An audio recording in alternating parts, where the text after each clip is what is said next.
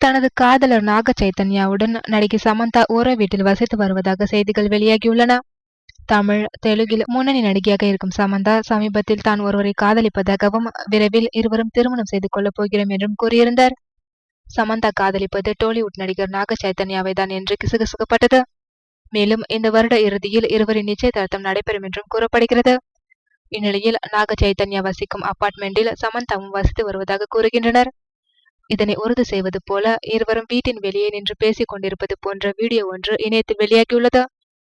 இதற்கு ஆதாரமாக இதுநாள் வரை ஹைதராபாத் பார்க் ஹயாத் ஹோட்டலில் வசித்து வந்த சமந்தா தற்போது நாக சைத்தன்யா வசிக்கும் பகுதியில் உள்ள ஹோட்டல் ஒன்றில் தங்கும் இடத்தை மாற்றிக் கொண்டு விட்டதாக கூறுகின்றனர். பாலிவுட்டில் தீபிகா படுகோனே, ரன்வீர் சிங் இருவரும் இதேபோன்று ஒரே வீட்டில் வசித்து வருவது குறிப்பிடத்தக்கது.